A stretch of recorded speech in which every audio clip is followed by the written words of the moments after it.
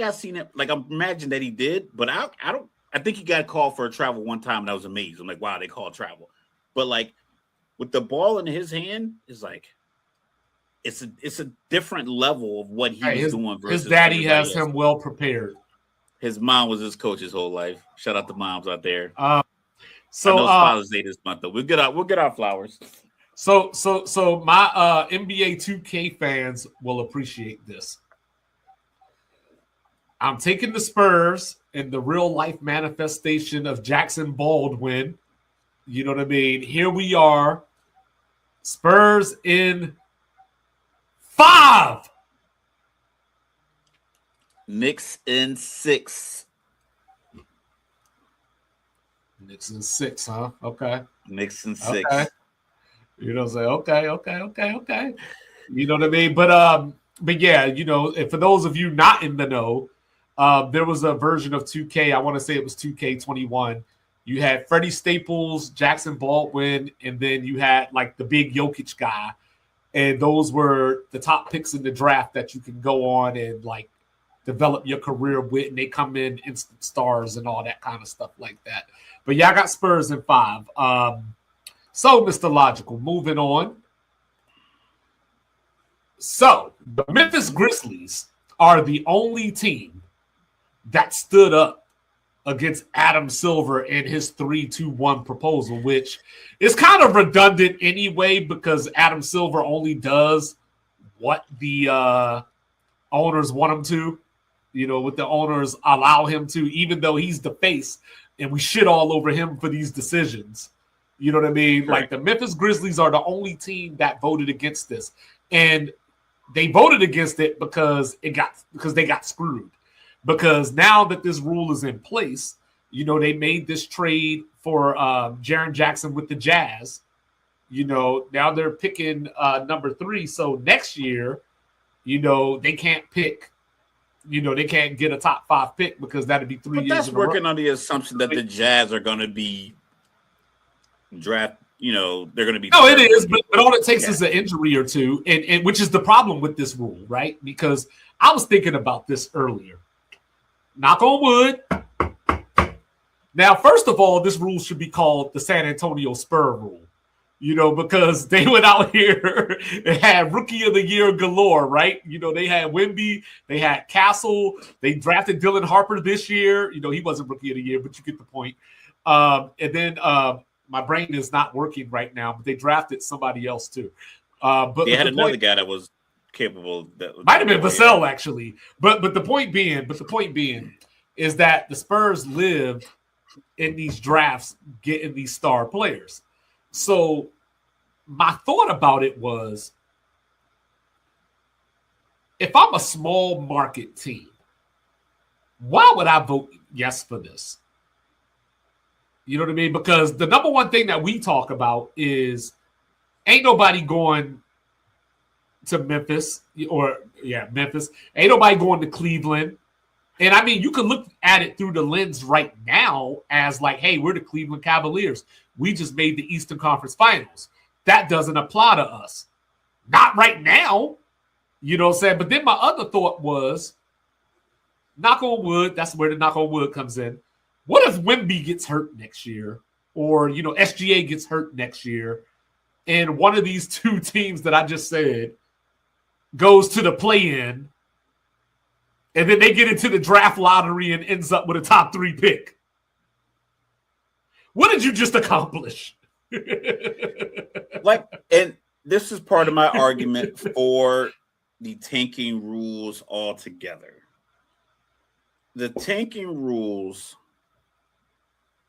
I felt like they were implemented good call to try to discourage something that was almost inevitable, because no matter what you do, how hard you play your tiny little hearts out, if you are the 2025, 2026 Brooklyn Nets, you're not winning 35, 40 games. You're not going to be competitive night in and night out. But why? You don't have the talent. But why don't they have the talent? Trades it wasn't because they tanked. They just made bad trades. They had bad ownership. They had bad GMs. And that's the problem for all the teams. I don't think the market size is indicative of how well you can manage a team. Yeah. No, it's not. It's hard. It's hard to sign a free agent. Yes. But are you willing to trade a few extra pieces to get Anthony Davis? Dallas did it. Washington did it. Dallas, the big ass market. Washington, the big ass market. Washington's not a big I'm looking at them right now. I got it up right now. Yeah, they got Washington at 8. Yes, that's a big market. There's 30 teams. Okay, what do you think Phoenix is? What do you think Phoenix ranks in this market? I would say Phoenix is probably 4th or 5th. 11. Okay. I'm saying so it's like 11, Orlando's 13, Cleveland 17. So yeah, but the difference is that Cleveland is in a location that nobody wants to go to, be in. Like LeBron couldn't even get Bosh to come there. Like, you know what I mean? So, like, if I can't get Chris Bosh to come there, like, I'm suddenly going to get SGA to come there, or I'm going to get Giannis to willingly come there. I'm going to get Luka to willingly come there. I think not. You know what I mean? And that's the issue within itself is that, because even to your point about the people shitting on the product, right? Whenever these finals and all this stuff are in these places that are not Miami, New York, so on and so forth, they get on TV and complain about where the finals are. You know what I mean? So, like, you know what I mean? So from that standpoint, this draft is important to places like that. You know what I mean? Because that's the only way you're going to get your hands on these stars. You know what I mean? Like, so you got Memphis at number 3 in this draft? You know what I mean? Like, they're not getting a Cameron Boozer to come there without being the number 3 pick in the draft. You know what I'm saying? They're not getting anybody that's so our top 2 markets. New York and LA. Our top 2 markets. New York and Brooklyn are 1 because they're both in the same city. Lakers and Clippers, number 2. Now, let's go 27 years back. How many championships between those 4 teams? The Lakers 27 got years. That puts us at 1999. 6. So the Lakers have 5. 6. Okay. Yeah, that's probably it between them. That's probably it. That's it. So these markets are gigantic. It's great. Chicago's 3. How many but guess they had in the last 25 years? But guess how many big eight?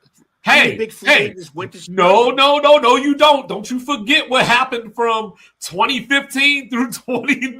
Don't you forget about that. With who? Don't try to leave the Warriors out of this. Oh, I'm gonna get to them. I'm gonna get to, like, the Warriors market is 10. San Francisco, Boston's 9. So Chicago is a big market. They haven't landed a big free agent. Fuck the market. They had the whole Bay. Apparently, I guess Anthony Davis is from Chicago. I keep hearing that a lot, but I never hear him really say anything about, like, it seems like guys from Chicago talk about being from Chicago a lot. He didn't go there. He didn't want to get a trade from New Orleans to Chicago. He wanted to go to But LA. That was also because of the management. Like, I'm not saying that these things are independently exclusive of each other. The small markets are. I get that you fall out of love as a player with the smaller market, because if you're winning a lot in Memphis, if you're winning a lot in Minnesota, I'm pretty sure Ant loves Minnesota right now. But if he does 2 more years there, gets his extension, does a couple more years, and they're out in the first or second round, he might fall out of love with the idea of, like, all right, I don't like losing and I'm playing in a small market. So I understand, but, like, that's just movement in general. People are going to want to move. But I don't think a big market. But to Rez's point, the Knicks had the worst owner in the league. You know what I mean? Boston. I think he's still the same owner, though. I know, but he hired good people under him now. Leon Rose and those guys. Worldwide West, he hired them. You know what I mean? Boston is probably considered the most racist city in sports. You know what I mean? And then Chicago has had bad, great 4 days in Boston. And then Chicago has had stuff. bad management, ever since they told Phil Jackson, even if you go 82-0, you're not coming back. So I'm not making the point that large markets are going to win championships. That's not the point. That would be too simplistic and not true. But what I'm saying is they just get more bites at the apple. You know what I mean? Because the players are going to want to go there, whether that's endorsements, whether that's being on TV, whether that's importance or being talked about on ESPN and those type of things. You're not getting that in Sacramento. You're not getting that in, what I mean? But that's the thing. I don't think, because I just went over this in my research class, is like causation and correlation and everything else. Right. I don't think the draft is the reason why the Utah Jazz don't win 44 games a year. No, Jalen was a free agent. Jalen was a free agent because he took the discount. Indiana's 21. I think if your team's managed properly, because it's basketball, can you put the ball in the hoop, or can you not? Can you hire a coach and keep him, or can you not? Can you hire a good GM? Can you make the right draft pick? Because a lot of times it's a matter of like, maybe Ace Bailey probably wasn't the pick for Utah right there. Maybe they could have gone with somebody else. But they picked Ace Bailey, and I don't think he looks anything like Dylan Harper. And that might be a difference of 2 to 4. But I don't think they got 30-point games this year. Yeah, but I don't think that's what I'm saying. Like the draft order isn't indicative of your market size. It's just where the lottery balls fall. That's why I was so against the anti-tanking narrative and the tanking rules changes, because there's not a lot of ground in the NBA to help the smaller teams get better. They don't get a perk to pay. So if we were worried about the small market, if we're looking at our teams 20 to 27, or we'll go 17, because that's like the last 10. So Cleveland, Sacramento, Charlotte, Portland, Indiana, San Antonio, Utah, Oklahoma City, Memphis, New Orleans, Milwaukee.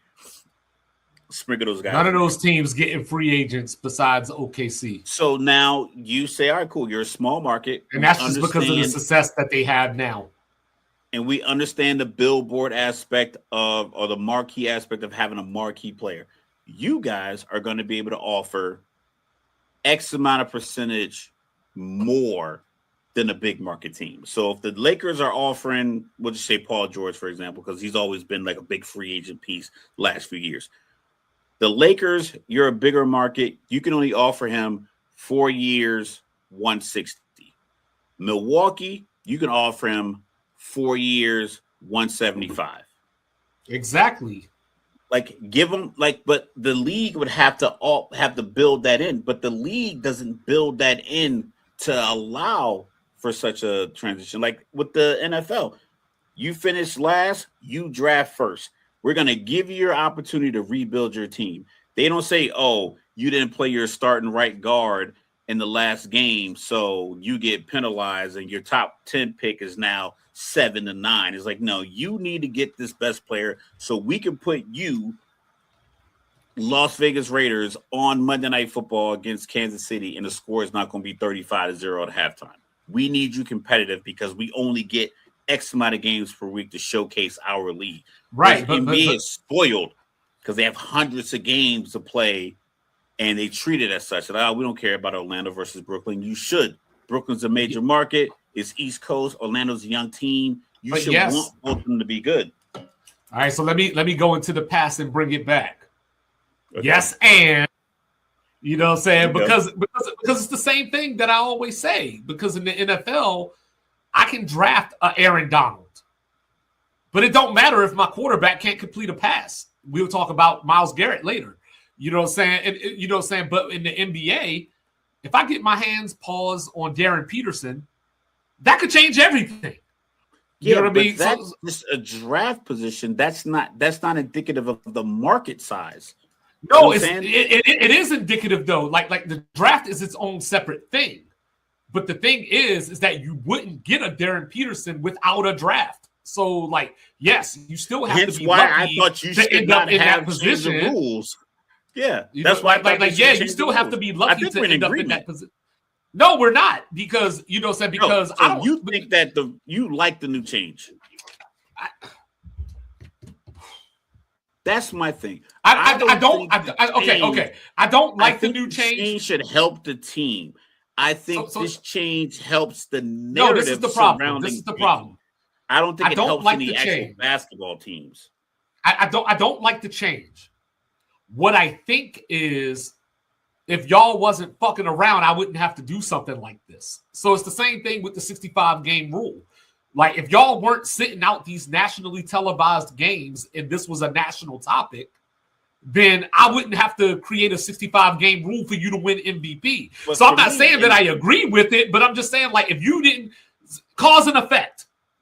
The 65-game rule made sense because it was simple. Well, I mean, they did some waivers. I get it. All organizations have some level. Well, I get it, though. Luka had a baby, so I'm fine with that waiver. I get it. So, but they drew a line in the sand because they had a problem. The problem was, I'm trying to sell Golden State versus the Knicks on a Wednesday, and Steph Curry's sitting out. That's a problem because I put the ticket prices at this percentage. You guys are causing me problems with tanking. I don't think what they did solved the problem for tanking, because the problem for tanking is we have no other recourse to add a player and get better. Yes, you should be able to get better GMs and develop players, so forth and so on. But like in the NBA, the only way I'm going to be able to get better is to hopefully get the top draft pick.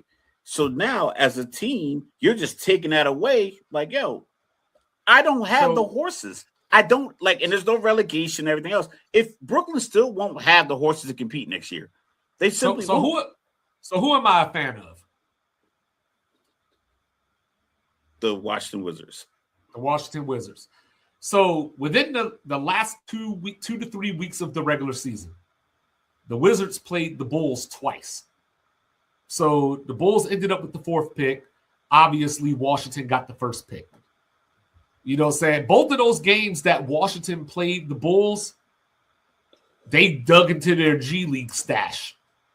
You know, on top of trading for Anthony Davis and then not playing him at all this season, you know, once they got him, you know, on top of getting Trae Young, and he was out for the first month that they had him, and they got rewarded with the number 1 draft pick. Now, it was luck. It was luck. Tim Duncan? It takes luck, but how did San Antonio get Tim Duncan? They probably tanked. David Robinson was healthy for the last week, 2 weeks of the season. So they didn't play him. So that goes back, right? That goes back to it. So because I did something wrong 30 years ago, I should continue doing that wrong? What pick was Kobe? 12 or 13? 13. So you just got to be able to find the talent where it is. It's 100%. 100%. Alex Carr and Risha Shea went 1 and 2. Well, I was just about to bring that up. So you can't get. Hold on. Let me say. Yeah. So you can't get the. So with this new rule, you can't get the number 1 pick and draft in back-to-back years. So imagine that you got Sarr or Risha Shea at number 1. And then you were still bad, and then the next year you missed out on the number 1 draft pick because you drafted Risha Shea or Sarr. That's the thing, and that is the bigger piece. I look at it like this. I think tanking. I think losing happens before tanking occurs.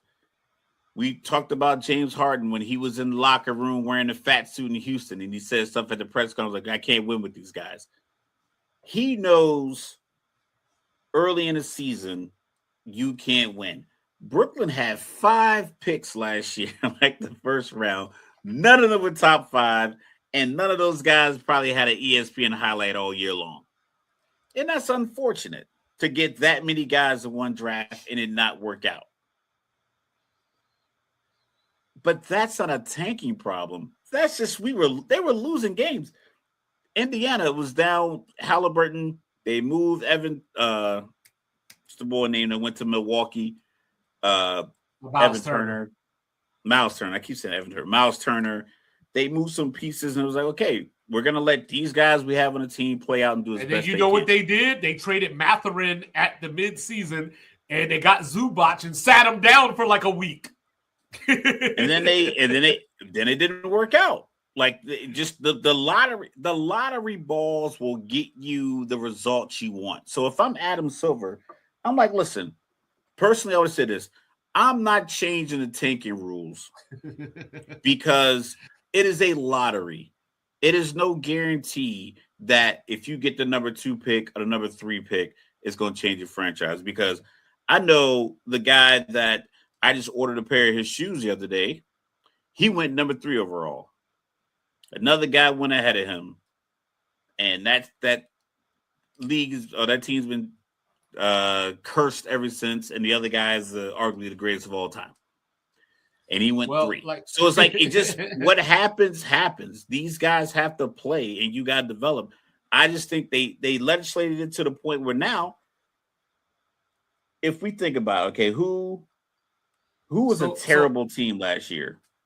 So the Pelicans. They're going to be terrible again. The Pelicans were terrible. Brooklyn was terrible.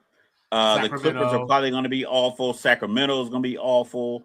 No, Clippers will be fine. Wizards. Are they going to keep Kawhi and the gang and everybody else? I think that's going to get broken up. You know what? Side note, real quick. I was reading an article today. They said that Cleveland was actually interested in Drew Holiday, but they didn't feel like his offense was good enough, and that's why they went with James Harden. Bad management. But anyway, that's bad management. But you know, but here we go. Makes everybody around him better, but you got to know that. You have to know these things, and you. So this is my problem. This is my thought, and this is so to answer your question. This is because I'm trying to think of all the different angles, and this is an angle why I don't like this rule.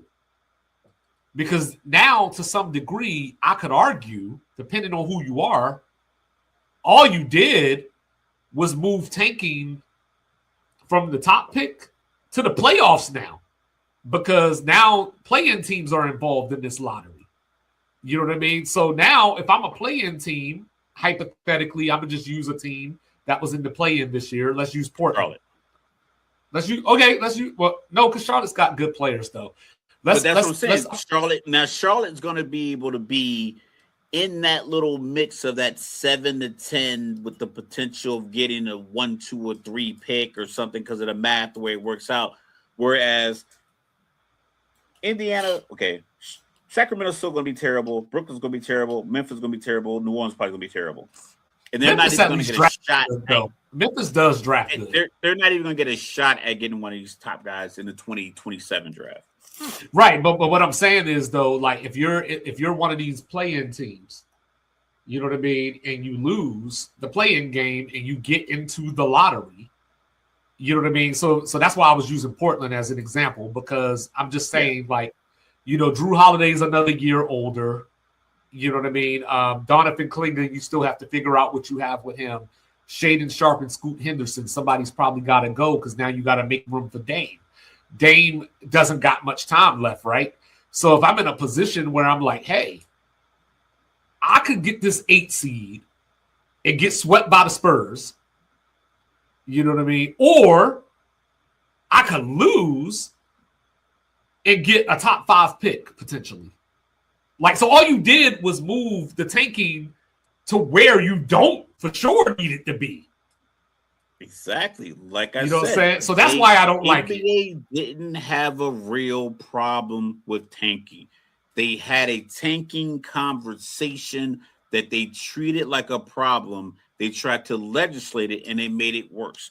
The NBA having a low management was a real problem because people were actually sick of seeing 4 starters. Like, come on. Like if you have 5 starters on a team and I buy a ticket for a game in January and 4 to 5 aren't starting, That's right, the problem. but it was no, happening, 100%. But that was happening more often than thinking. Like but said, if I'm a team like the Lakers, addressing that problem, they addressed that problem with a little bit more. But the problem with but being logical though, because right? These guys will play. They wouldn't play against the terrible teams. They would. No, you're right, but that's what I'm saying. So being logical, they right? Philly, I could probably argue. Brooklyn. I could probably argue, like if I'm the Lakers that had Anthony Davis, or I'm the Clippers with Kawhi, I could argue that maybe, I'm not saying this is true, but I could probably argue that my load management paid off in the playoffs because you were here. You know what I mean? Like you made it through the playoffs without being hurt, whatever it might be. So I'm sure that there's a way that teams were looking at it, not to cheat the game per se, but it was just like, hey, you know, like. But with load management, I think the teams with load management, like, yo, just have him sit out a couple of practices. Like, he knows basketball. So that was a real problem that the NBA was having, was that guys you would put a face on the marquee and he'd be wearing a Balenciaga hoodie on the sideline. Tanking was not an NBA problem. It wasn't even a fan problem because fans didn't care, because fans didn't go to those games because the team sucked. No one in Brooklyn was like, "Oh, I'm so upset that the Nets are tanking." They just didn't go to the games. They were upset that I would buy a ticket. Right, and that's part of Adam Silver's hang-up, is that I need these seats filled. Well, just drop the price of $35 at the WNBA games. You can sell at the arena, and you can still sell them hot dogs for $18. And you know, and like the thing is, like, so the thing is, right, is that there's going to be bad teams. Like we talked about this, just like you. But they're punishing them no matter what. But that's the thing. No, but that's the difference. No matter how hard you try. But that's the difference. That's the difference, because you brought up the NFL, right? So generally speaking, we probably think that the Arizona Cardinals are going to be bad this year. You know what I mean? Like, you know, Kyler Murray's gone. Nothing you can do about it. You know what I mean? Like, right. But the difference is that when you turn on the football game, you're going to see maximum effort from everybody on that field. And they're going to beat somebody that they shouldn't beat. Right. But that's what I'm saying. You have to, because you can't be passive on a football field. Right. But in the NBA, if I have a perfectly healthy team, no, I know, but if I have a perfectly healthy team, and you came here to see Ace Bailey, you came here to see Keontae George or whatever, like, you know, you came here to see Halliburton, whoever it might be, and then I sat them down with a month left in the season. If it was 2 weeks left in the season, cool. Last week of the season, cool. Just like you don't go to school the last week of school. But if I'm sitting you down a month out, I don't know what to call it but tanking. You know what I'm saying? Like, you just doing it just to do it. I understand that it existed. My issue is that the rule change didn't fit the actual tank, like the outrage of it.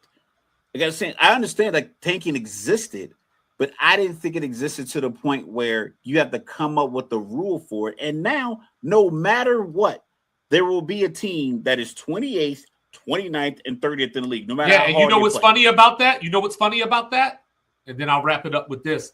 If Adam Silver or whoever didn't make some kind of change, whatever that change was, then in 5 years, 3 years, whatever the time might be, and people are like, yo, I'm not watching this garbage no more, people going to say Adam Silver fell asleep at the wheel. I think the load management was a bigger problem than tanking. And hence why I think that rule makes more sense. No, you know what? Rule. You know what? That might be correct. That might be correct. But that doesn't mean that the other one is not a problem. I think, like, you know what I mean? I think, like, I might have the flu, or I might have the cold. One is worse than the other, but I don't want either one of them. Your idea for me made the most sense. The bottom 14 teams, you put 14 balls in there, and whatever comes out, comes out. So if you are 17 through 30, that's 14, right? So 17, 18, 19, 20. 13. Yeah, So there's 13 teams left. Yeah. Yeah, so 17 through 30, all of you go in this little pot. Like, I would have made the draft lottery a little bit more difficult. But putting stipulate, because like no matter what, no matter how hard these guys play, there's going to be teams that are going to be bottom three. So for them to like have a disadvantage over a team that is 26, 25, or 24 out of the 30, like it kind of ruins the essence of helping another team rebuild. Because I feel like the NBA's objective should be helping this other team rebuild. And if you want to punish Tank, like, listen, you need to get to here, or you're going to have a very limited opportunity at rebuilding. But you're terrible. To this, but I'm going to let a team that made the play-in get a guy that's draft a guy better and be even better than you next year. It's like, yo, dog, what do you expect me to do? How am I going to get to the top 12 of the league? According to these rules, Adam Silver can change odds. He can take draft picks from teams. So we'll see what happens.